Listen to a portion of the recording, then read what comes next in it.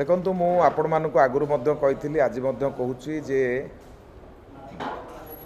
विजु जनता दलर expiry date हूँ 4 तारिख एवं भारतीय जनता पार्टीर सरकार ओडिशा रे हबो जहाँ आमर यशस्वी प्रधानमंत्री नरेंद्र मोदी ओडिशार सभारे कहीकि जाइथिले।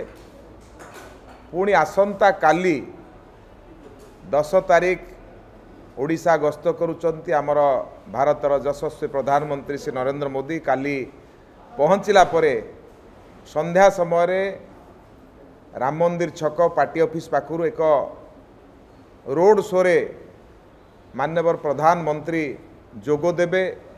भुवनेश्वर साधारण जनता को काली देखा करिवे रोड शो माध्यम रे। तेणु काली भुवनेश्वर पाई एक बहुत गोटे सुजोगर दिन। भुवनेश्वर जनसाधारण काली प्रधानमंत्री नरेंद्र मोदी को देखिबार सुजोग पाइबे एवं कालीर जो रोड शो अच्छी तादेरे भुवनेश्वर विभिन्न स्थानर लोक माने विभिन्न प्रकार स्वागत करुचंती। आमे जहाँ आज देखुथुलु विभिन्न लोक आसी कहउचंती जे आमे आमर जो स्थानीय कला संस्कृति ताकू नहीं आमे स्वागत करिबु। तेणु काली ये जो 2.5 किलोमीटर रोड शो अच्छी से रोड शो निश्चित भाव में ओडिशार एक ऐतिहासिक रोड शो हबो एवं रोड शो परे पर दिन सकाळे 3टी स्थान रे जनसभा को संबोधित करिवे। प्रथमे सकाळ 9:30 रे कंधमाल लोकसभार स्टेडियम पड़िया सेठी संबोधित करिवे कंधमाल लोक मानंकु एवं द्वितीय सभा तापर हबो आपणकर बलांगीर रे पाखापाखी 11:30 सुधा सेठी पहुँचे।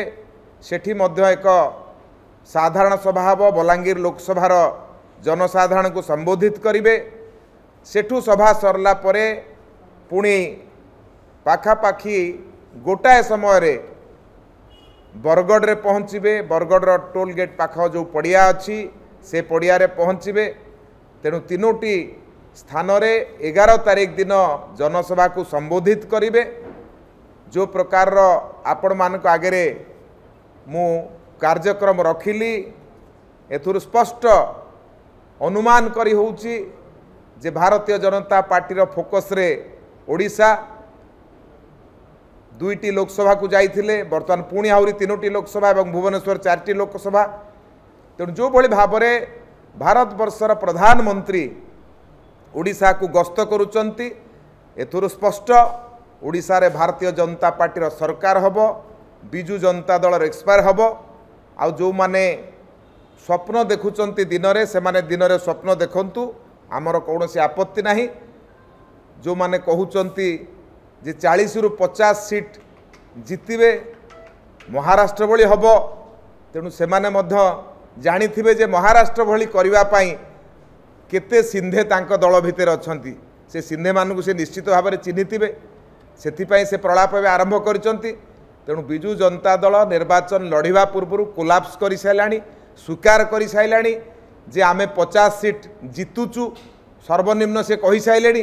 तेणु भारतीय जनता पार्टी ओडिशा रे सरकार करिवो एकथा को विजु जनता दल ओडिशा रे मानि सारिलाणी। ताहा तांकर वक्तव्यरु जना पड़ुची। से दल रे तो बर्तमान आउ के नेता देखा जाउ नाहंती। आपणकर कीर्तदास माने देखा जाउचंती, गुमास्ता माने देखा जाउचंती, नेता माने आउ देखा जाउ नाहंती। तेणु ओडिशार लोक मनस्थ करि सारलेणी भारतीय जनता पार्टी को आशीर्वाद करिवे। भारतीय जनता पार्टी यशस्वी प्रधानमंत्री नरेंद्र मोदी गरीब कल्याण कार्यक्रम ओडिशा रे पहुँचू एकथा ओडिशार लोक चाहुचंती। दुर्नीति भ्रष्टाचार ओडिशा मुक्त हो एकथा लोक चाहुचंती। तेणु भारतीय जनता पार्टी को ओडिशार लोक माने आशीर्वाद करिवे ये आशा आमे भारत वर्षर यशस्वी प्रधानमंत्री गस्त क्रमरू ता स्पष्ट भाव में आम पाखे बारी हो पड़ुची। जो भली भाव में जनसमुद्र तांको सभारे देखा जाउची एथुरु स्पष्ट जना पड़ुची भारतीय जनता पार्टी ही ओडिशा रे एथर शासन क्षमता को जीव।